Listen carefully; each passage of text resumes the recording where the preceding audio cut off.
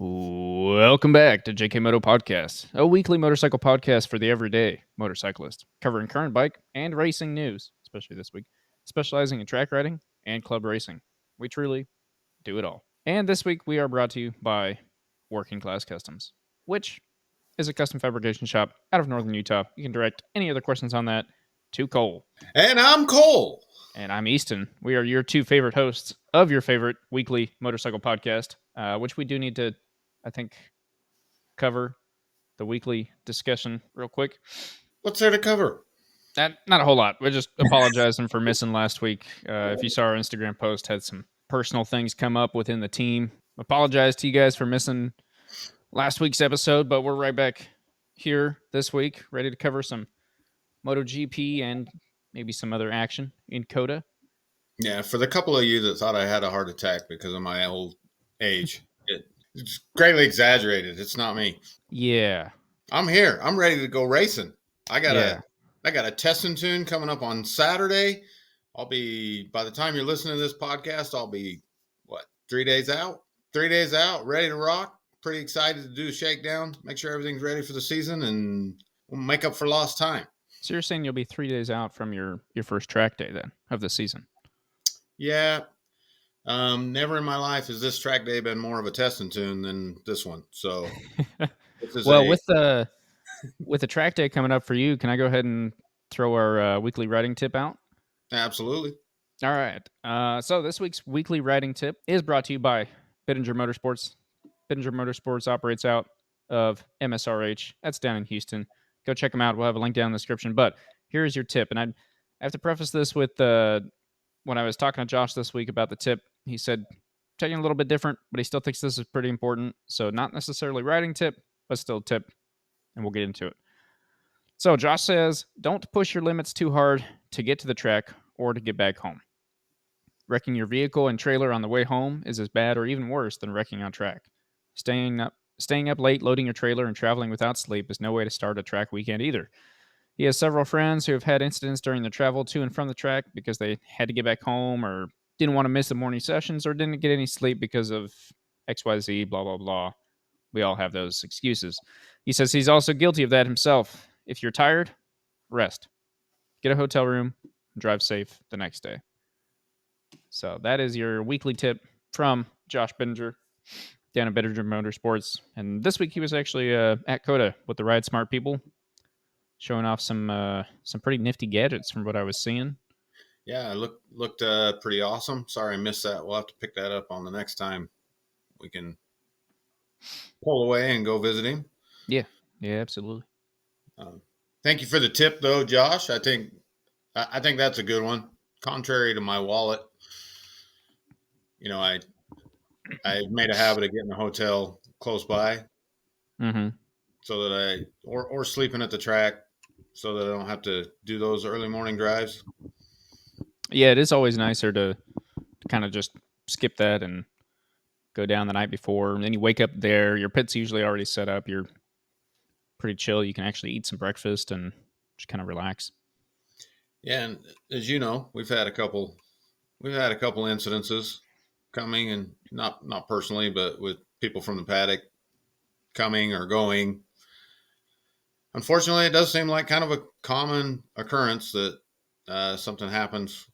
There was one I won't get into that just recently happened, actually, that was track related. But yeah, we're all excited. I would say not just tired, but our minds are on other things. I know on the way to the track, you're trying to get pumped, you're trying to get excited, you're trying to get ready to rock. And on the way home, you're driving a truck, let's say, and for some reason the truck steers like a motorcycle on the freeway for a while after a hard day of riding. So yeah, driving is definitely well, and just honestly, like after riding all day, you can be pretty mentally exhausted, even just from a track day, let alone a full race weekend or something like that. So if you got a multiple hour trip home, yeah, you can easily be pretty exhausted mentally and physically. And well, let me tell you, I mean, to put it this way, I think what Josh hinted at with it being worse is, I mean, if you wreck and you can't get to the track anymore, your hopes of putting points in your local championship or getting to your next track day or finishing off the season or whatever it might be are kind of gone at that point. So definitely a good tip, I think, from Josh. And I know I'll take that on board. I think I've usually been pretty good about that. The only thing I'll say is that there have been times where I didn't sleep super well just because,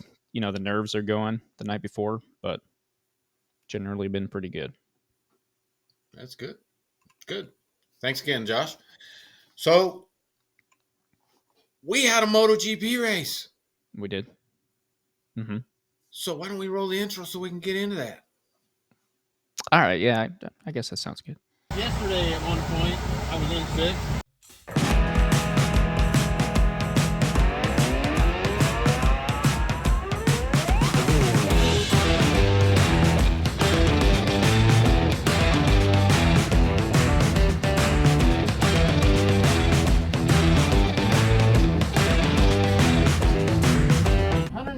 Miles an hour. And we're back. We're back. Oh, man, And I love we're live. How fast was I going again? 199.7 miles per hour. Nice. I don't even think they make tires that can hold up to that. Okay. I thought I had a comment for that, and I don't. I agree with you. I don't think they make tires that hold up to that, but yeah, I'd go faster if they made better tires. That's why they're putting on the aero on the MotoGP bikes. Actually, it's just so they can get faster and faster and still stay on the ground. Well, let's start there. Okay, where is there? Well, it was MotoGP weekend. We had Moto3, we had Moto2, we had MotoGP. We got baggers on the track. We got Austin. We got the weather held out. Everything golden. At the music capital of the world. Yeah, I've been downtown. It's some crap music, but anyway, is that real though? I'd never heard that before this year in MotoGP. Is that a thing? It's the food truck capital of the world too. What, you're gonna Google fact check it? Absolutely, man. They got a vibrant downtown. No. They have, look, if you Google music capital of the world, Vienna, Austria is known as the world's capital of music. Oh man, live music. The live music capital of the world. Okay. Dang it. Okay, you got me. They're not talking about the opera stuff. They're talking about. Okay. All right. So, sorry. I know. We had a failed launch this week. We were supposed to be there. Yep, indeed, we were. It looks like we missed a hell of a race. Yeah, so I was thinking about that today. Last year after we went, it was my first time going. Obviously, not your first time, but as with any live racing event, when you show up, it's kind of terrible, right? And I've been to Daytona, the 500 like years ago, and then go to MotoGP last year. And it's the same story where if you're not right where the thing happens, you miss it. So you end up, I know you were on your phone last year, or you're just watching the big screen, which COTA last year had some kind of issues. Hopefully they got that resolved. Someone that was there let us know how it was with the TVs and the what do they even call the tower with the times on it? I'm forgetting. The pole. The pole, for hell's sakes. Yeah. So the pole last year wasn't even working till what, Saturday? At the sprint is when it started. Yep. Or something like that. So hopefully it was a little better this year for everyone that went. But I was sitting there watching the race, and afterward I was like, before a very exciting race, which it was kind of nice being on the couch and just having the camera where you want it at all times. But anyway, yeah, it was a race with a lot of action. If we would have been there live, I still would have watched it on TV. I would have most definitely watched it on TV because you would have missed a lot. But our key corner where we normally sit, there was definitely some incidences in that corner.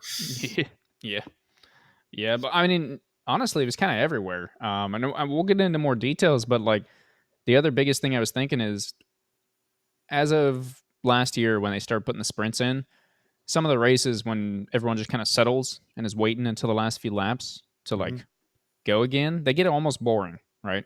You got a good, I'd say anywhere from 5 to 10 laps, depending on the length of the race, where you're just kind of okay, what's going on? And there might be a pass randomly way in the back, right, or something, but everyone's just kind of settling and waiting or backing off to let their front tire cool down, whatever it might be.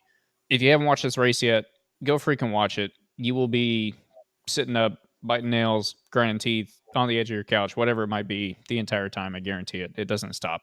Nonstop action. So, Well, spoiler alert. When old you know who maybe didn't finish the race, I don't want to get into that just yet, but when the old ticker was in the throat, I don't even like that guy. And I was yeah. like, oh, and I come Yeah. off the couch. I was like, man, that was not I left expected. I left the room for half a second. I almost turned the TV off. Anyway, hey, before we get into all this though, I think we need to announce our weekly fantasy. Are we doing top 3 or top 5? You might as well do top 3 so old Diddley can get mentioned. Well, he would be mentioned either top 3 or top 5. I understood. But Anyway, we'll just do the top 3, but also the point winner of the week, which once again doesn't have to be in the top 3. most points scored for the week. Yep, just per week. So conveniently this week, the guy is in the top 3. But anyway, your number one placeholder right now is Duke at a total of 465 points, followed up by Lug Nuts, whoever the heck that guy is. Who is that? I don't know. What a weird name too. You don't even have lug nuts on a motorcycle, so it doesn't make any sense. That's true. That's true.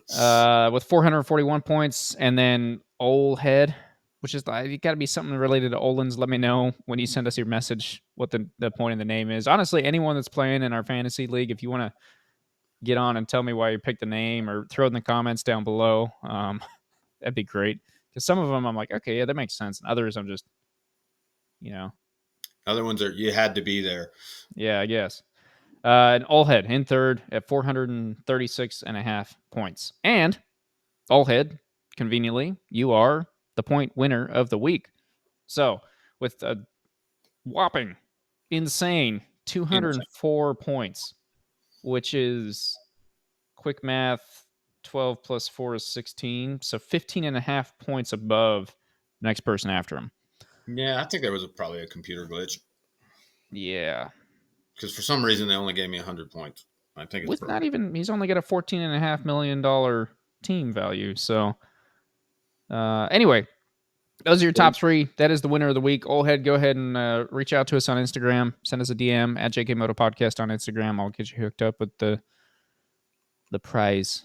I still can't get Rocky out of my head whenever I say that. My gosh. Oh, but my gosh. Okay, congratulations. And what the hell is I don't know what I'm over it. And working class, i.e. Mr. Cole, dropped it again. Another one. That's what he's trying to get at here. Yeah. The good news is I can't drop much more. Well, I put a boost on a certain person this week, and it would have been great. I'll say that I know who it was. My top 4 people won the top 4 places yesterday in the sprint. So it was great. And then today they were looking to be in the top 4 again. And then the person with the boost was looking to be... Anyway, we'll get into all that in a little bit. But I was on track for some good stuff. So... Okay. Enough with the fantasy. I'll be more into it when I climb from rock bottom. Sore loser. All right. I am a sore loser. It's pissing me off, be honest. All right. Well, where do you want to start with the weekend? I want to start with the baggers. Okay. That's a good place. I want to start with the baggers. We've talked about it a little bit on here, but the baggers had the opportunity to showcase their talents and skills and show off their bikes at sharing the weekend with MotoGP. So sharing. And that's what I wanted to get into is I heard a lot of lead up to people saying there was exciting things coming from MotoGP, meaning MotoGP was going to give them shout outs. There was going to be some videos, potentially on MotoGP platforms to show, to advertise for them. And what did we end up doing here in the United States? What did we end up doing? Watching it on the Moto America app. I think there was one video. There was one. It wasn't even a video. It was an article on the MotoGP app mentioning that the baggers were going to be there. Mm-hmm. But I'm just wondering if in the United States, and please chime in at home if I'm just being crazy, because all I know is I watch MotoGP on their app. That's the only way I know to watch it live in the United States of America at this time. Or go way down the rabbit hole. MotoGP, you can 100% find it on TV channels. Pretty deep, but before I paid for the app, I used to watch it through. I had Sling TV, and I had to get like 3 or 4 of their extra sports packages. But I found it, and I watched it on TV. And I just started paying for the app because to watch it on TV. Then I also had to pay for recording. Then I had to make sure to set the recording to record it because I wasn't getting up at 2 a.m. to watch it live. So Right. that's why I think that for me, that's the biggest reason why the app is just the best answer. But Well, I'm a paying subscriber to the app. I'm a paying subscriber to the Moto America app. Mhm. And so I just found it there. I mean, it was easy to watch on the Moto America app. Mhm. Shout out Moto America app. Big improvements. I still hate Getting all better. of them, but it is a lot better than it was. But I just really felt like if they were going to showcase, if that was the goal, I really hope MotoGP was going to come through and really put it front and center to Yeah. like help them out, share it with the world. But Yeah, I didn't get that feeling. so the weird part for me is like, why did we share it with MotoGP if they weren't going to show it? And Why like not you just said, share maybe it? on a TV channel, boom, maybe it was great. And maybe once you got outside the United States, you know, people that are used to watching it on their where it's more popular in Spain or something. I Yeah, maybe guarantee, they covered it. yeah, I guarantee that's on their top 5 channels. It's being Yeah, played or yeah, whatever. But yeah. Spain, Spain, Spain, Spain, Spain, Spain, Spain, Spain, Spain. That's how many Spains you have in the on the grid. yeah, for me, that was, I don't know, kind of odd, a little disappointing. I'm over it now. I mean, I'm more over that than I am my fantasy. But moving on. So the racing is shaping up to be quite exciting. They did a press conference Yeah, tonight. so I just looked it up on YouTube just to see if they had it posted. They have race one highlights and the press conference on their YouTube channel, Moto America. That is. Okay, the press conference was a lot of, I don't know, it was a lot of silly repeat questions, like a lot of them are. You know, Hmm. if you've heard the same questions over and over again to the same writers generally. But one thing that was really interesting to me is somebody asked them, and you haven't heard this yet, so I thought you'd find this interesting, but something I hadn't really even thought of. But somebody asked them, as they make these improvements on these baggers, the number they used was 60 degrees. I think we all know it's 62, right? But 60 degrees is like the threshold they said a MotoGP bike goes to. You know, that's like where they're leaning them. Yep. They're consistently hitting 60 degrees. Hmm. They said, how close have you got to that with the baggers? And the question was kind of posed to all of them, but Kyle Wyman took it, the Harley rider. Hmm. He took it and he said, our bikes aren't symmetrical. And I I never didn't thought even, about that. I never thought about it until he said it. And he's like, I consistently hit 58 turning to the left, but I can't go that far when I go to the right because they got the pipes and everything on that side. Yeah. Well, pipes and your I mean, Harley. you got bags either way, right? But the motor is it. I Yeah. mean, the Well, air and your cleaner, everything's over on that one side. yeah, and then I feel like the transmission. I haven't seen the new ones enough to be able to say for sure, but I know like a little sports store I got in my garage. Your transmission on the one side's like Yeah, stupid. sticks out further. It's So ridiculous. so I thought that was interesting in 2 ways. One, I mean that's pretty stinking impressive that they're regularly putting it at that level, Hmm. 58 degrees. What he said. Also, it was a little eye opening to just realize that they are easier to turn one way than the other, and both brands, Harley and Indian, they both have the same problem with that. And then they went to Tyler O'Hara, I believe it was the Indian rider, and they said, you ever drug your elbow, this year?" And Yeah. he said, yeah, I drug my elbow during testing in Florida. I think he said earlier Hmm. this year. Said he had drug his elbow, and he goes, but it's not just me. Kyle's drug his elbow too. Kyle kind of smiled and he goes, yeah, but I was reaching. uh, that's good. That's good. So the actual bagger races, we had 2 of them. Like I said, they were an afterthought. I watched them on the Moto America app, but they were great races. That class just keeps growing, and so I mean, it was originally I call the first year a throwaway, even though Kyle would get mad at me. I mean, they call him the champion from the first year, even though it was just kind of a gimmick. I mean, it's changed so much since then. It's so Right. much more serious. Mm-hmm. But what's really interesting to me, both last year and continuing this year, is everybody talks about Harley and how much money they've spent, and Indy and how much money they've spent. But you basically got two factory teams out Yep. there, and then all Yep. the other guys.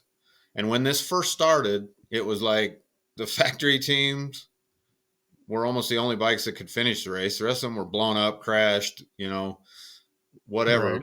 But as the competition levels gone up, maybe the factory support at different levels and all those kind of things.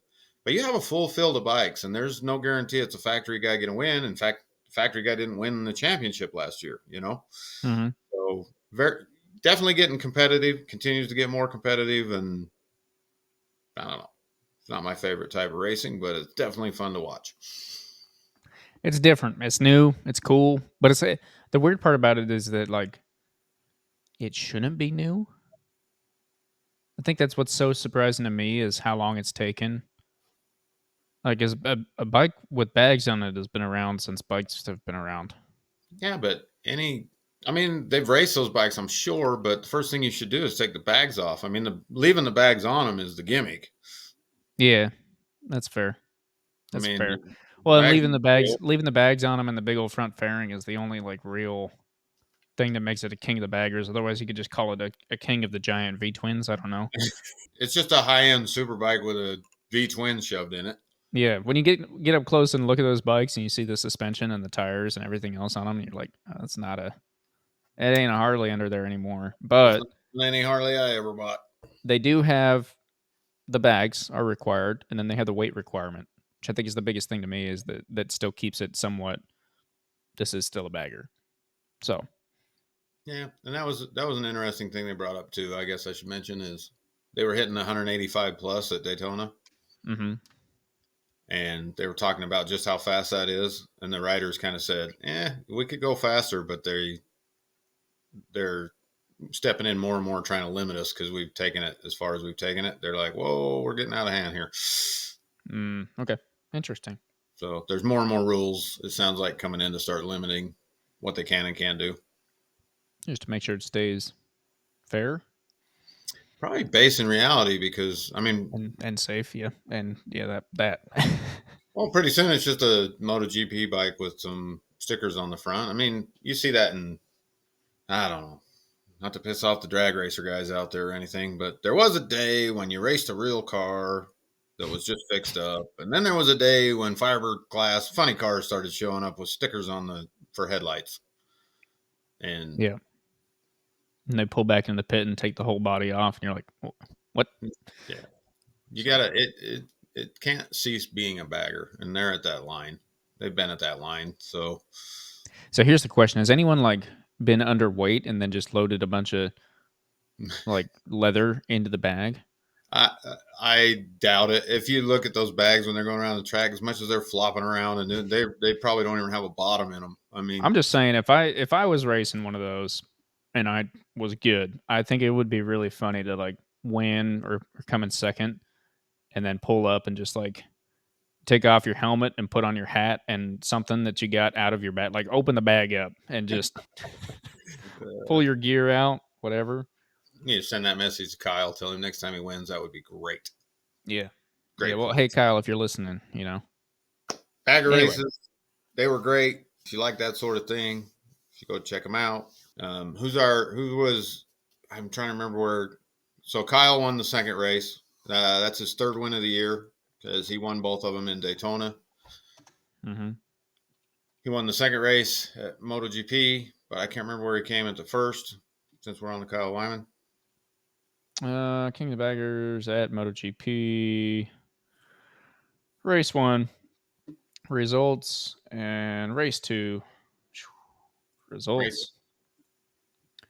Race 1 was actually Troy Herfoss Yep, the on an Indian. Australian. and then Kyle, and then Tyler O'Hara, and then race 2 is Kyle, Troy, and then James Rispoli. Yep. So we had Indian, and then Harley, Indian, Harley. So, yeah. Yep. Guess I got to get some other bikes in there. Like you said, Maybe. Ain't gonna happen. But probably not. All right. Well, that's the baggers. I mean, it was cool. We'll see what that does for them on the world stage. They got to go right back to racing though. They're racing next weekend, Moto America. Yeah, Road Atlanta, right? So and the baggers are on that. So yep. Kind of weird that they were there, but they weren't there. A little strange. We had a lot of buildup. At least we thought we had a lot of buildup for that, and then it kind of wasn't there. So anyway, that'll wrap up the baggers. I know you're gonna want to talk about Moto 3, Moto 2, and then I think we got a lot to unwrap with. Okay, well let me just touch on some key components because I know you're. So did you see what happened in Supercross? Just kidding. I mean, it was great though. It was a great race. The Australian didn't win. That's good.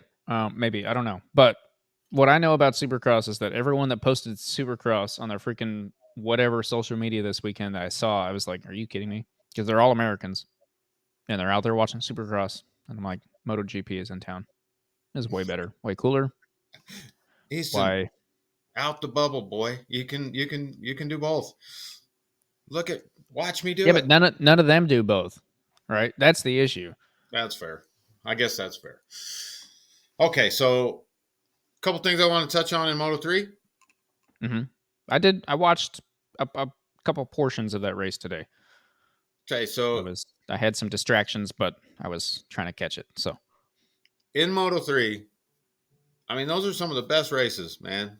I'm really falling in love with Moto 2 over the years. I just keep being drawn more and more to Moto 2 because the bikes don't have dinosaur wings on them, and I think for me, Moto 3 is like almost fake looking, and it's like almost silly because the bikes are so small, and there's some like younger, teenage people on there, but they're not necessarily small guys compared to how tiny those bikes are, and then they're all just like little, I don't know. Yeah, exactly. They all make that same noise. That the Moto 2 comes through, and they've got the high revving Triumph. I think they get the 765 motors in there, right? Yeah, they're not gunked up with all the extra everything. It's just purely a raw motorcycle. And they're still fast enough though that it feels like we're actually racing, especially on a track like COTA. When you see the Moto 3 guys come down the back straight at COTA, you're like, are they gonna make it to the end? Anyway, come on, it ain't that bad. So that corner 1, man, that's a killer. Yeah, that's a killer. But the Moto 3 guys, they take off, man. There's a crash here and there's a crash there, and there were a lot. I mean, they're bumping off of people. I think it was Vietti. He got hit like 5 times during that race by other people, and then finally crashed himself. But yeah, and then who was it that hopped on the other guy's bike? That's what I wanted to say. You can't do this podcast without at least talking about the guy. Yeah, it crashed the other guy, and then went running out to get on his bike as fast as possible. And the funny thing to me is in the broadcast, dude gets up and goes running, and he's mad. Yeah, you know there's a fight gonna happen, and you get over there, and the other guy's on his bike. But it didn't show it right off. The broadcast seen the guy running over there, and I think they made the decision not to air their dirty laundry, so the camera went off. Oh yeah, because they did jump back to the race. Yeah, they jumped back to the race. They didn't show, and I was like, "Dang it, that guy was gonna punch that dude." And it wasn't until like that happened on like lap 2, I think, and it was the first lap. First lap, it wasn't. It wasn't until lap 10 that they went back and actually showed what had happened. And 2 guys go down. One guy runs over to the wall and jumps on the other dude's bike, and he's trying to get it to fire up so he can take off and rejoin the race. And the guy that was running over there was not to fight him; it was to say, "Hey, actually his bike." I would have just looked at it and been like, "All right, I'll take his." And then how funny would it have been if he started like lapping on the other dude's bike? Yeah. Well, what kind of penalty do you get for riding the wrong bike? How many long laps? Because apparently they can do a lot. I mean, there was people showing up to the track with 3 long lap penalties already. I thought there was someone with 4. It was kind of Well, did you see that? Like the side of the track, they put the exclamation point on everybody that's got yeah. a penalty. It was half the field. Yeah, it was nuts, and especially for Moto 3. Yeah, that first wreck. I'm glad they showed a replay of it because at first the dude went down on the inside and somehow slid. He took one person out, and this is the same one where they swapped bikes. But when I first saw it, because they only showed the one guy get up and start running over, for whatever reason in my head, I missed him taking out a bike, and it looked like from the angle that I was watching, I thought he didn't take anyone out, which was insane because of how like he went in Right. front of 5 or 6 different bikes there. I was like, whoa! And then he did take one guy, but even that is pretty But nuts. but how impressive you had a couple guys go up over the handlebars, get launched into the air, hit the asphalt, slide for a long ways, have bikes dodged, not running into them, and then the announcers are like, "Has rejoined, Hmm. has rejoined." Like Yeah, that's the other everybody thing I should was get thinking was the all the corner workers out there. Uh, they better be getting paid overtime for that. the Moto 3 races. I guess I don't know. There was like every other lap at least. Did you There's see? So in that first lap crash, did you catch my boy Munoz? He was a bike no. on the outside that he didn't go down, but he got hit, and they came back and showed the replay, and he was basically off the bike, running with one foot on side of the bike, and maintained and continued.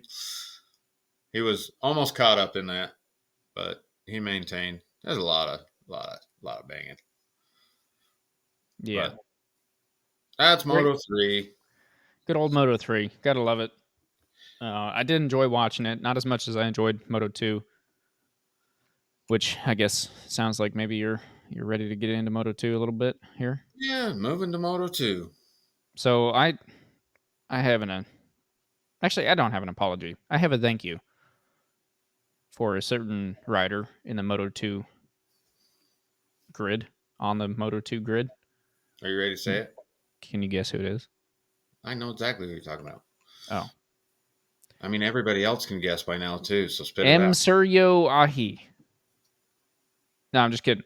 Um, Oh, Joe you threw Roberts. me, you threw me for a loop, but yeah, Joe Roberts. Hey, yeah, I what think, a dude! What a weekend! What a I, weekend in general! What a race!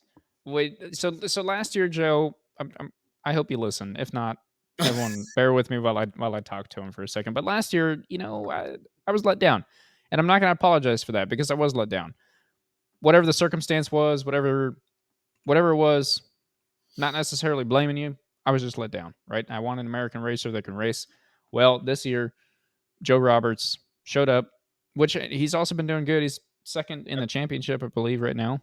yeah, he's 2 points down. That's his second place in a row. Yep. So, and a great weekend, huge, amazing. The race afterward, they interviewed him, and he said exactly what I was thinking, which was, if he hadn't made the mistake that he made, which he did come out and completely own that, said he what False, misshifted, false neutral. yeah, but he probably could have and would have won the race. But at the end of the day, a second place, middle of the podium, home Grand Prix, American bike, American racer, like that's great. It's exactly what we're looking for. So thanks for stepping up, Joe, giving Yeah, us one something more to hope time. for. One more Yeah. time.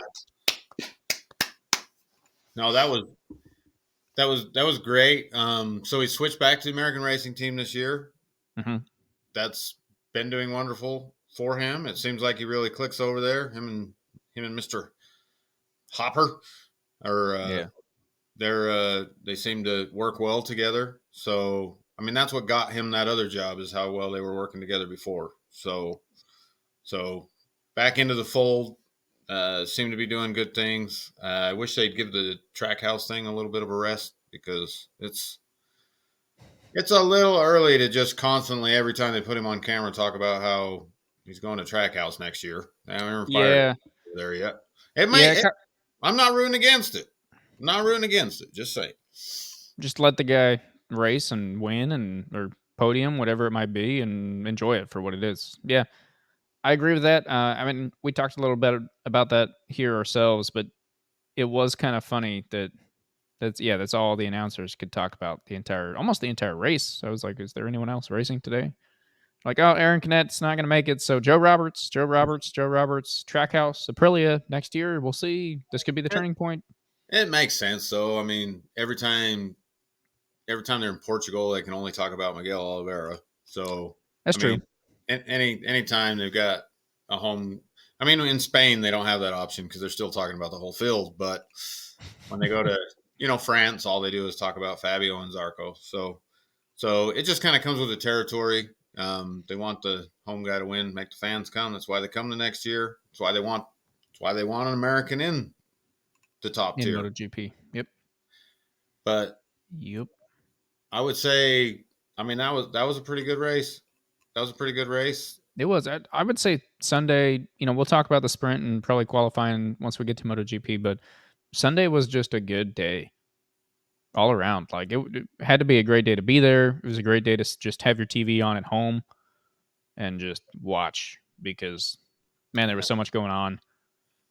Moto2 Garcia, I mean, he led the whole thing and was way ahead for a lot of it.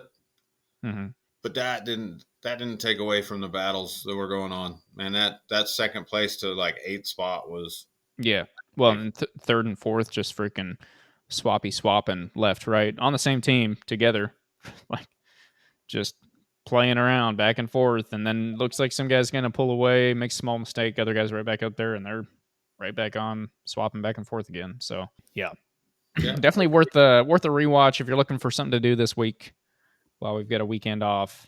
So what do you worth a rewatch? So let's go ahead and jinx old Joe. Okay. What do you see for him? This trend going to continue? That's 3 good races. He's had 3 great races. Joe Roberts has been there long enough. He's got the tracks.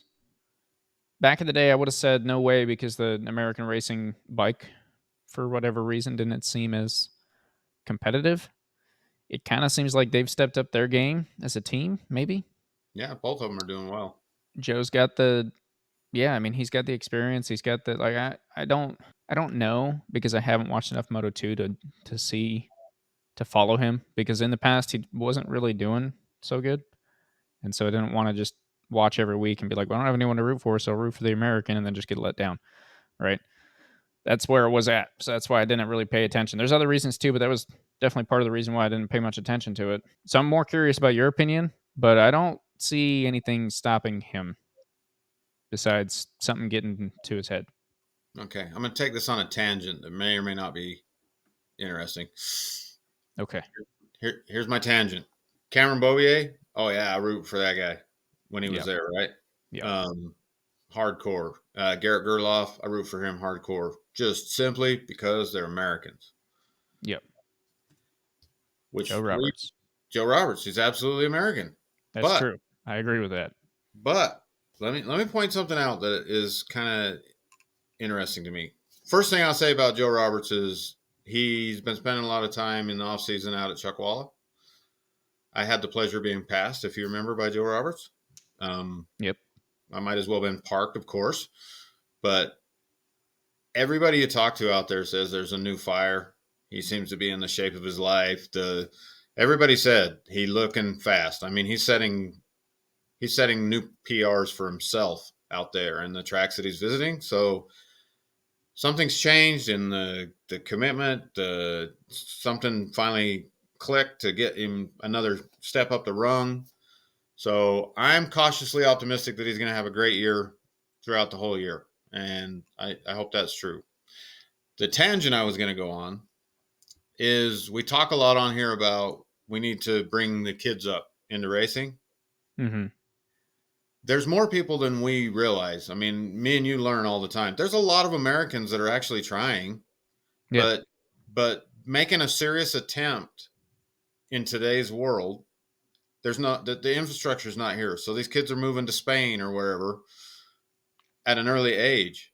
And then they're just sitting over there racing all the little classes, all the little series is trying to come up. Mm-hmm. I think you almost lose sight of them and forget they're an American. I mean, Joe Roberts raced Moto America, but he's been gone for so long. He's not stopped racing. He's been over there, at various levels. So sorry, Joe, but sometimes you're like, oh man, when you're listing off American riders, of course he's an American rider, Yeah, but 100%. he's But he has been. But he's so that's interesting though because I mean it's the World Cup, the world whatever you want to call it, and so it should be like that. But I know. yeah, I I think agree. I'm If we if you if you have a kid and they race dirt bikes when they're 3, say over here, and you do that for 2 years, and they turn 5, and you're like, well, they're gonna have to start school, and then I don't know, and you're like, I'm making a decision. We're moving to Europe, and you move to Europe when the kid's 5 years old, and you raise them racing motorcycles and going to school in Europe, racing motorcycles in Europe to get them into MotoGP. If they spent the first 5 years of their life in American with American citizenship, and yeah, they're American, but I agree with you. I mean, that's 15, 20 years they've been across the pond racing with people across the pond. I'm still going to claim them because I want to win and they're probably going to do great, but like, and it's the right thing to do. It's just an interesting thought that I had, and Joe Roberts absolutely was here a lot longer than till he was 5, just for the record. yeah, yeah, that was a very exaggerated excuse. Also, I also wonder though, with when you started watching MotoGP, and I'm not trying to say I'm any different per se, but was Joe Roberts already in, like he's already over there and you got to watch Cambodia go over? yeah, I mean that's a good point. I mean that's true. We sent him over there like a marching army to see what he could do. Mm-hmm. Joe was already just sitting over there. Yeah, but I went back and watched a lot of his Moto America stuff from Yeah. before. And Well, anyway, I thought he was coming back to Moto America, but if he keeps doing this good, they're going to keep him over there, yeah, 100%. which is 100%. good. That's what he wants. I'm sure it'll be talked about. Probably not as much. I think this weekend was probably the most it will be talked about. But as the silly season starts to really open up, there's a few people that have signed contracts. Which, if you haven't heard, we'll maybe touch on this a little bit more in a bit. But Quadraro's sticking with Yamaha for 2 more years after this. So Did you miss the rest of that news? maybe. What do you You might. got? So there's been all the memes going around everything, right? Saying, have you seen the one where it's a baby in the crib that's crying and they hand it a bunch of cash and it stops crying? No. Did you see the one at the hospital bed? And it's got Honda just sitting in the hospital bed reading a magazine, just waiting for a doctor. And it's got Yamaha, and the dude's under the hospital bed trying to like fix it. No, but that makes a lot of sense. Yeah, it did. I was like, oof. So it's crazy, man. The rumors. I mean, they're not real open about money, but the rumor is that Aprilia offered him 4 million a year, 4 million euros, and Yamaha swooped in with 12 million euros a year. Dang. We can say whatever we want. I mean, how much money is enough? But 12 is more than 4. Doesn't Yeah, take doesn't take an expert to figure that one out. He can race 2 more years for Yamaha and make more money than he would if he went and started winning championships with Aprilia. yeah, 2 more years at Yamaha probably makes him more money. But no, the big news that I think is bigger than that. So regarding that though, in the press conference, of course he was getting hammered with questions that he couldn't answer. And a lot of the questions, they didn't outright ask him that same thing. Are you doing it for the money? They were, but yeah, that's what they all meant. And I yeah. felt bad for him a little bit because so what if he is, Why, whatever. damn, why not? I mean, to be fair, and I don't know how I feel about this because if you're a racer, you should be a racer. And there's got to be something said for someone that would take a pay cut to be more competitive compared to someone that's just like, I'm making enough money. But at the same time, the dude came in. He was a rookie for a little bit. He was an okay racer for a little bit. He won a championship, and then his manufacturer can't do anything. So take a gamble at, am I even still good? Can I keep up? Is this bike going to be competitive next year? And take a pay cut doing it? Or stick with something that might take another year or two to get good. But if it gets good, you already know it. You're with the guys. You're going to be there. You've put this much work into it already. And you're keeping a bigger paycheck. One Yeah. definitely seems a little bit more obvious. So I don't have a problem with his choice, but one of the things he kept alluding to is to try to push those questions away. He kept saying that they had big meeting at Yamaha and they're going to make changes for him. And it's like broken record, dude. I heard that the last time he signed a contract, the time before that, Come Yeah. on. But today, you might have missed it because Probably. I'm pretty sure since the race, Lynn Jarvis announced that this will be his last year with Yamaha. I guarantee Quattararo knew that. When he That was signed. breaking news today. I guarantee he knew that when he signed. So he must be happy with the change. It makes me wonder about the relationship there. Made me wonder if he was obviously okay with it, because if he didn't know and he Yeah. signed and he really signed for the reasons he's saying, they're going to make big changes. And then they're like, yeah, Lynn Jarvis is gone. I'd be like, whoops. So, Oh, those changes. yeah. Okay. I don't think they did that to him. I think that was part of the discussion, is we're bringing in somebody that he's happy with, and Lynn Jarvis is gone. After a lot of years, Lynn Jarvis been doing it since Google that. How long has Lynn Jarvis been running Head of Yamaha? Because Yamaha. pretty sure Lynn Jarvis was the guy that talked Rossi into coming over. So it's been forever. Lynn Jarvis, Yamaha managing director and team principal, will leave the Iwata factory at the end of the season following 26 years of service in 1998. Yeah, not necessarily been in his current job for 26 years, but Yeah. kind of interesting. Kind of interesting. So that's the Fabio news. He looked like crap again today, but he did beat Jack Miller, I think. So Yeah. He did, actually. A lot of people did, which is really weird. come on, Jack. Jack looked great for a little bit there. He was showing some serious fire, man. He burnt the tire off of it or something. Yeah. Yeah. All right. That closes up Baggers, closes up Moto 3, closes up Moto 2. It is the pinnacle. It is time. We're already pretty deep into this episode, so buckle your seatbelt again. Stop and get yourself a smoothie. Throw it at your windshield or whatever you guys are doing on social media. Have you seen those? They go in and get a Slurpee or whatever from 7-Eleven and then come out and chuck it on their windshield just to get views. No. That's what we need to start doing at the at club races. You need to just sit at the start finish line and just chuck. Don't do that. Anyway, I didn't say that. Sorry. That was a really weird tangent. But it is time to talk about MotoGP. Did I do it right? Yeah, pretty close. Nice. Moto. I'm working. That's going to be my next job, right? I'm just going to go be a MotoGP announcer. Can't get an American rider, can't get an American team, but we can have an American announcer, you know?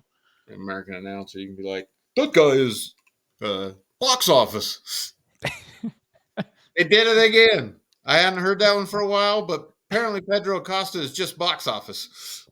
He is box office, and when Marquez wrecked, Pedro just said thank you very much. And anyway, don't they know the movie industry is going out of business since COVID? I mean, people watch it at home on Netflix now, so there's no such thing as box office smashes hardly anymore, unless they're making another Top Gun.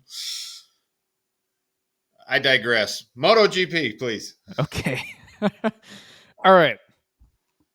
First of all, once again, as we've been saying, what a freaking weekend! What a way to do the American GP this year. I didn't hear complaints about track surface. I didn't hear complaints about bikes. I didn't hear complaints about weather. Nothing. I think the only thing maybe was like tires. People were blaming tires on a lot of stuff. But there was some amazing action. There was records being broken all over the place. Someone had a freaking fire lit under their butt and kept it lit all freaking weekend long. So where do you even start? I don't know. That I want to just start with Top Gun, Batman, whatever you're calling him these days, with the leader of the weekend, all weekend, every session. He was a gorilla last time he won a sprint, so you can tell. Yeah. I'm trying to figure out what the Batman thing is. That because everyone called the Aprilia a Batmobile? No, I don't know. But I think it's older than Aprilia even for him. I think that he watched Top Gun and he thought the movie sucked. Or he heard Deegan making his "you're in the danger zone" comment that he got so much crap about, and he just doesn't want to be associated with Top Gun anymore. He doesn't want to be Maverick, Top Gun. He wants to be something else. So Batman. So Batman's still American. and so is Top Gun Maverick from Top Gun. Because that was my thought is like why did it's got to be weird being from Spain and being like, why am I Tom Cruise? This doesn't Okay, make any sense. But so we're out. We're we're off off on. again. We're off, but while we're being off, what's up with Mark Marquez dancing? Come on, Uh, unaware. What? are you? Come on, get. You didn't see Mark Marquez dancing after the sprint No. with the singer that was singing in Spanish, and he went out there and like started gyrating and doing some freaky. I mean, I think it's been voted the most cringe moment in MotoGP history. Just so you know. By who? You? No, man, I was reading the comments. Oh, sorry. No, I didn't see that. I watched the race and then I generally turn it off because I have a lot of other things going on in my life. He So was on his knees dancing in front of the Spanish guy, kissing his medal, and then doing some freaking things. Today, all right. Well, back to your regularly scheduled no, that's regular. I mean, broadcast. he could have broke a damn hip. Then what? He would have had to go get his hip to 30 degrees sewed Who back on. cares? I don't know. All I don't right, know. all All right. right, back to Maverick. Maverick Vinales, the Aprilia rider, set multiple world records this weekend. The first ever rider to win a Grand Prix race on 3 separate manufacturers ever in MotoGP. Which is awesome. That's pretty cool. It's kind of sad you've been in long enough to do that, but That's not it. It's pretty sad that his attitude requires him getting fired from jobs so that he has the opportunity that other people don't. Usually, if you like your rider, you just keep them. yeah, Just that's saying. fair. The announcers today kind of almost made it sound like they were on Maverick's side. But anyway, that's a different story. If you don't know, go look up Maverick gets fired from Yamaha and So, you'll find it. so we're starting with Maverick, Yep. Batman, whatever. Back to what he said, Batman, whatever he's calling himself today. Untouchable this weekend. 100%. Literally And untouchable. actually, And to be honest, you could make the argument that he was untouchable last week. If it wouldn't have been for the transmission failure at the end of the race, yeah. Which that's what's kind of getting me. I'm thinking back to I made a post last year at the end of the year, like, hey, who's going to win next year? And I didn't even include Maverick. And someone was like, Maverick Vinales is his for the taking.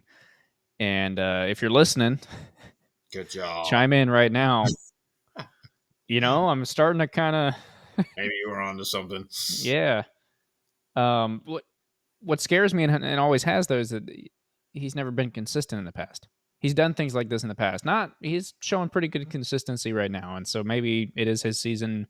Maybe everyone's finally meshed up. Everything's finally good. Maybe it's just because of, we all know Elish is finally retiring, and so he's like, all right, sweet, all the attention's on me now. I don't know.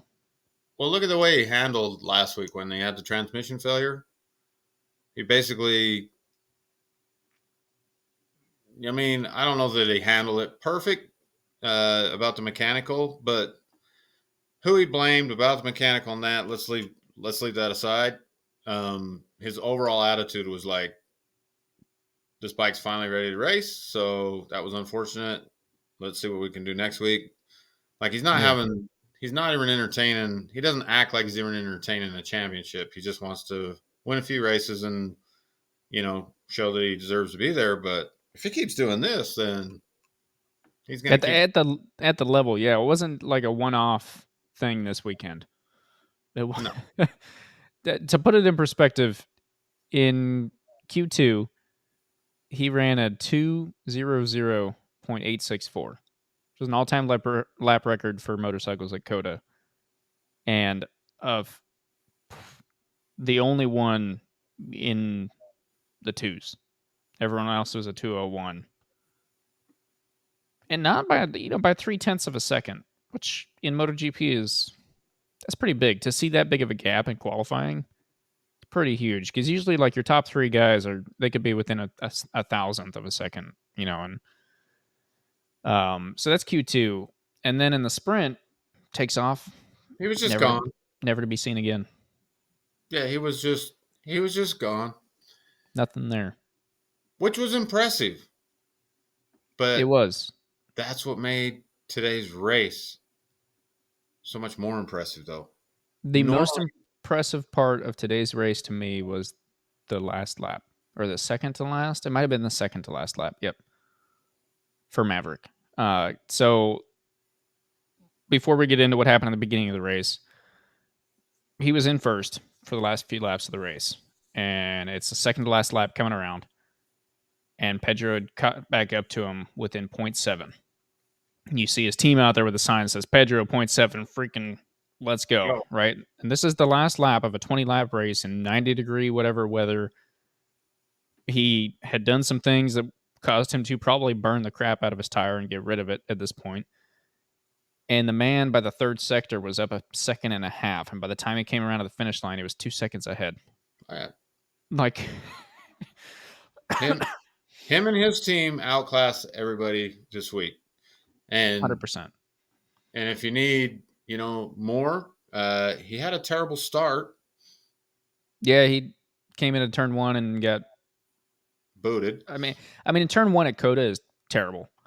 Anything can happen. Like it's great to qualify first, but at the same time, if you don't pick the right line in turn one, you're done. It's over. Yep. And I was afraid for him because he got knocked down into 11th place, I think was the lowest he was. Yep. Yeah, it is. And then the dude just got to work and patience, Right, but what maturity. normally this is what's different though with this. So I know everybody's going to put him on their fantasy team for next week, and he's going to go back to hell, and everybody's going to be mad again. And that's what typically happens, right? He has a good showing, everybody thinks he's finally coming around, and then It's his season. This is his time. yeah. But what's different? What's different about this is normally, he has a lot of bad starts. It really does. Sometimes he qualifies pretty good, has a bad start, or it starts raining, or it seems like any little thing that happens, it gets him out of his mood, his mindset, and he's just not into it anymore. When he was back in 11th, I was like, that's over. And then he just started picking people off.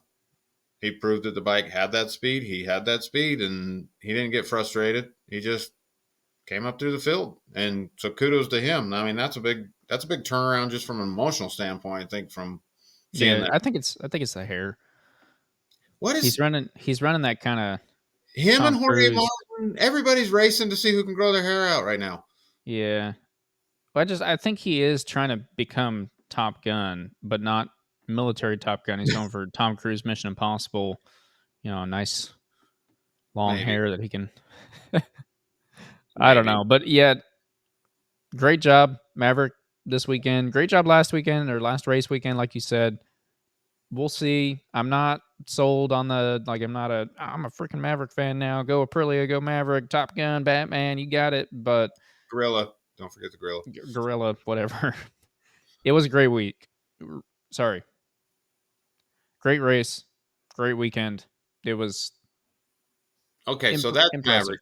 He's awesome. Let's talk about Pedro Acosta. The rookie. Okay. The rookie. So close to a record. So close. Dude, that guy is awesome. I don't care what anybody says. Obviously. My wife thought he was going to crash. Right, so he's coming around in first, gets passed by someone, and then it's like him, Jorge, and Maverick when they were all like real close to each other right there. And she's like, "That guy's gonna crash." It's like, nah, maybe I don't know. He's still a rookie, and absolutely he could. And I wouldn't fault him for it. I wouldn't say anything bad, and he would probably be like, "Yep, we found the limit today. It was great, good to learn, and that's normal, right?" But I'm like, I don't think so. If you watch him close, that's just how he rides. He's got that like kind of young, dumb. I don't want to take away from his skill and his talent, but I do think there is a little bit of like, well, who cares? No one expects anything from me anyway, so let's try it. And he just sends it. Well, so remember if you go back to week 1 when he burned his tire up and got harassed for it. And by me. Yes, and a lot of people. But I think I said on here that even though I knew he was going to burn the tire, even though I was watching that in real time going, there's some magic about that dude. And I thought, Sure, he's going to burn the tire, but he's going to just drive it anyway. The guy can do magic things, you know.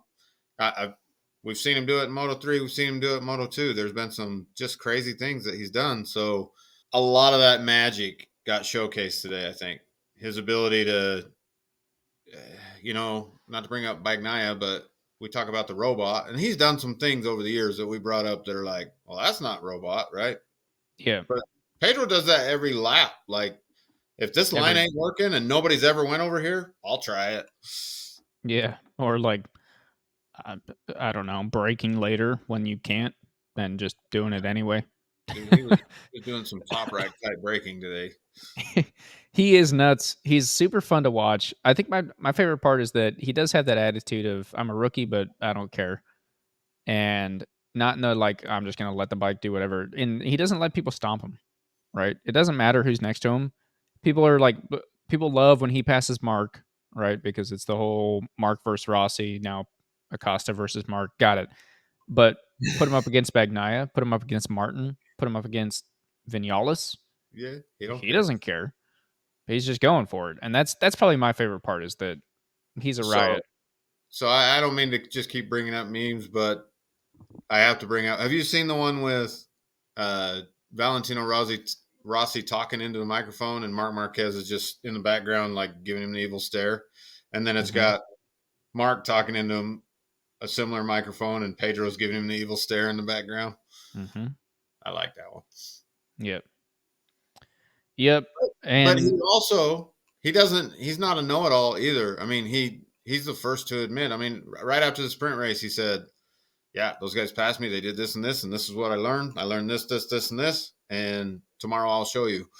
And then after the race, he said, I used the things that I learned. They did great. I will say he was on a medium rear, which was the hard compound for the weekend. Right. And so is Vinales. So that is the only, like I said, the only real complaint that people had this weekend, the only like kind of excuse, if you will. I know Bagnaia was using it, and a few other people mentioned it, was the tire, right? The rear tire. No one could figure out the rear tire, or at least in the sprint, it confused everyone. So it was an interesting thing to pay attention to in the race. And him and Vinales, Acosta and Vinales, were the two medium rear tire users. So, whether or not that played into it, who knows? But so Pedro is now fourth in the championship. Mm-hmm. He's the KTM or gas points leader. He's leading Bender and Jack and that other poor Fernandez. Anyway, yeah, but the rookie of the year last year. That's true. He's leading last year's rookie of the year by a lot. So he, I mean, he's ticking all the buttons. I mean, 2 podiums in a row. Could have been a win today quite easily. And maybe I thought that until I saw Maverick turn it back up in those last 2 laps. Yeah, that's true. But like, would have been pretty easy for something to happen while he was turning that too. Yeah, 100%. 100%. That's why I'm saying, like, I don't care who you're rooting for.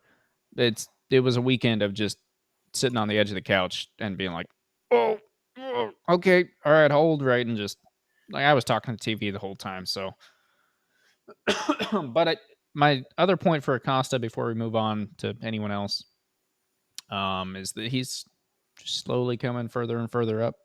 Last weekend it felt like he got his podium. Let's see. Yep, last weekend race was third. Weekend before that, the first weekend of the year, he wasn't on the podium. He was down in ninth. So then a third, now a second. So are we going to see our first win next year? I know he's got until Germany, I think it is. Well, don't they go to Jerez next? He's going to his hometown. Yeah, that's where they're headed. But he's got until Germany to set his world record of youngest winner of a MotoGP race. So anyway, pretty impressive. Doing great things. All right, rolling this along. Let's talk about the Factory Ducati boys. What is going on over there? So Bastianini has consistently outqualified Bagnaia this year. He's finishing ahead of him. Mm-hmm. Just saying. But neither one of them are finishing as good as Ducati would like. No. Here's my take on that. We got upset last year about it being a Ducati Cup Right. and the robot taking it pretty obviously. We got pretty lucky because Jorge Martin was in there at least shaking it up a little bit, so it wasn't just red. Um, this year, I thought it was going to be a Jorge Bagnaia just with like a little bit of Marquez sprinkled in. Right. But that was what I thought. I honestly was like, it's going to be Jorge taking it, but it's going to be him and Bagnaia just back and forth, and that's it. And they're going to be gone every weekend. And up until this point, I I almost still would argue that, except that what you're starting to say, which is what's going on. It's Aprilia, and then KTM, and then Ducati. And the first Ducati is not Jorge Martin or Bagnaia. It's Bastianini. Mm-hmm.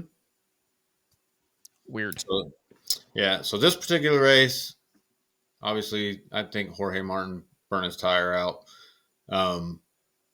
which is his fault. It doesn't change anything. Yeah, he But didn't have the best weekend in general. It's qualifying, didn't it? what his qualifying, he wrecked twice on one lap. Uh huh. Awesome. I Yeah. mean, not for him. I mean, it was Couldn't kind of funny to couldn't watch. follow through in the race though, and shout out to Nuts Lug. Anyway, So he so do you hear the rumors floating around about Premac? Yamaha Yeah, rumors. becoming the Yamaha satellite team. I don't know. Yeah, I heard the rumor. I don't. Yeah, I have no idea.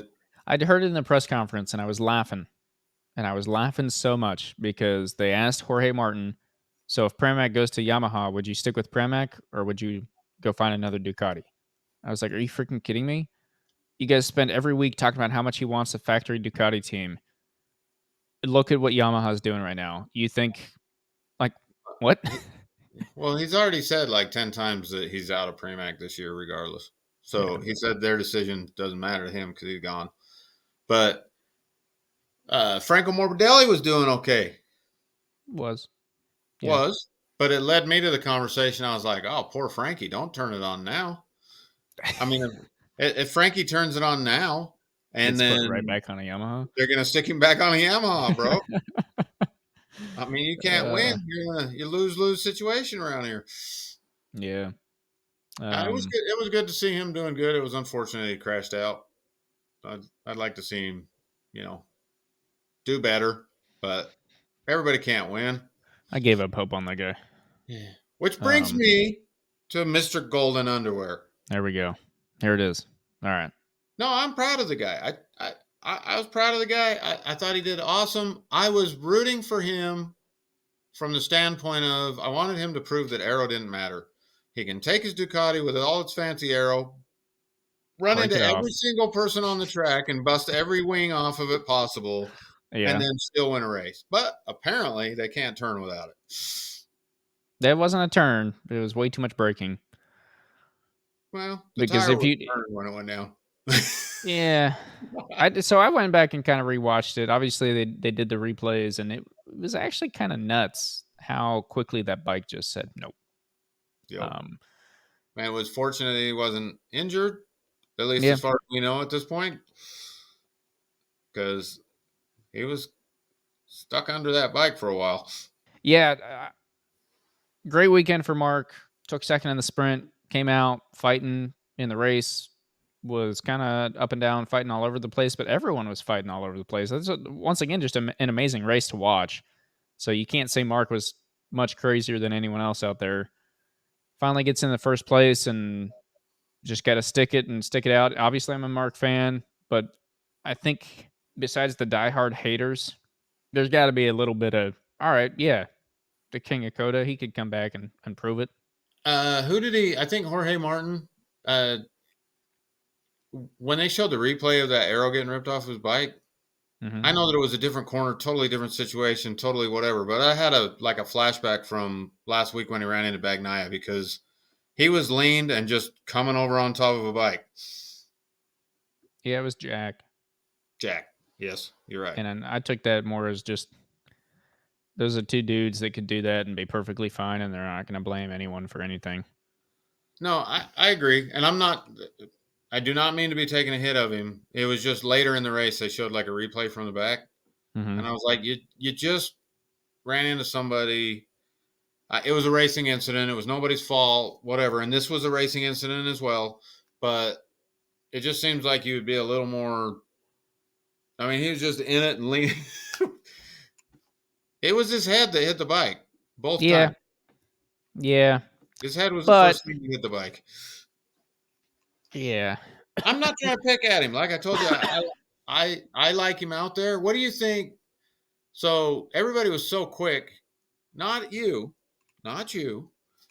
but there's so many people out there that already had crowned him champ. Now that he's on a Ducati, there's a whole swath of people that are like that, right?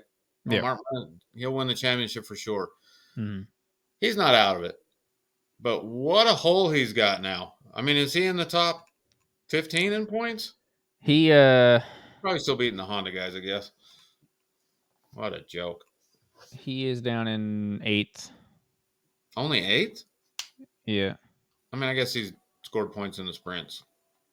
Also, you said Pedro was what in the championship? 4th, I thought. Yeah. Okay. Just making sure. I thought you said 2nd or something. But yeah, Jorge, Bastianini, Vinales, Acosta, Bagnaia, Bender, Asparagus, and Marquez. And then DG actually in 9th. That's weird. He had a good race. He had a decent race, but That's so sad. The only person worse than the Hondas is did we have a wild card guy already? no Morbidelli. Oh man.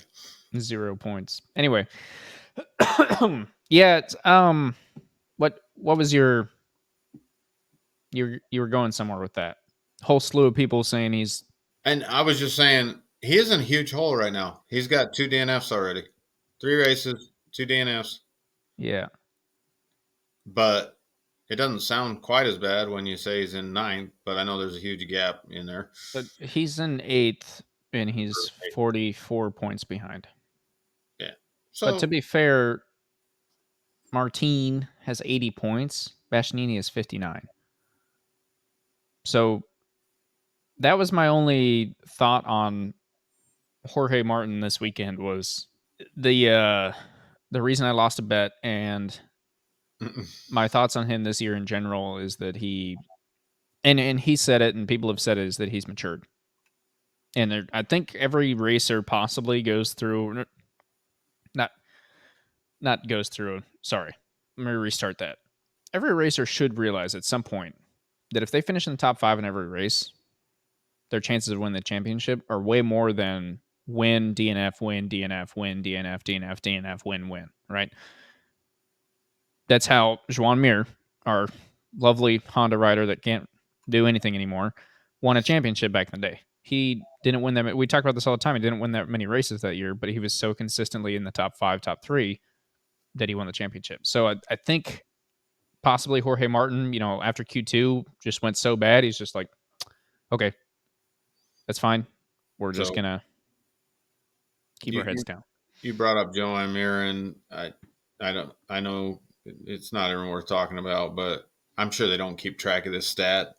But he has got to have the record for crashing by himself out of last place. No, because Luca Marini's always in last place. So no, he crashed today out of last place. That's what. Yeah, I was laughing because now that Mark's not on the Honda, like last year we would have been like, oh, Mark, all he does is wreck. But Honda hasn't stopped doing that, and he's gone. No, but you're right. But if you notice from my terrible fantasy team that I'm going to quit bringing up, I actually did the stupid move of throwing Alex Rins in there. I made a move and I put Alex Rins in there. You thought, the COTA winner on a. Yeah, and I didn't want to buy into that, but if he was going to do good anytime, that was probably it. And who knows, he did okay until he didn't. Dude, he was moving up. He was like the fastest rider on the track a couple times. Yeah. He was moving up, and then he wasn't. Then he was moving back fast. So Mark did say that the Honda was better built for COTA, and that's why Alex Rins was able to win last year, right? When like last year for Honda was not a good year ever, period. Alex Rins won. Like that was random.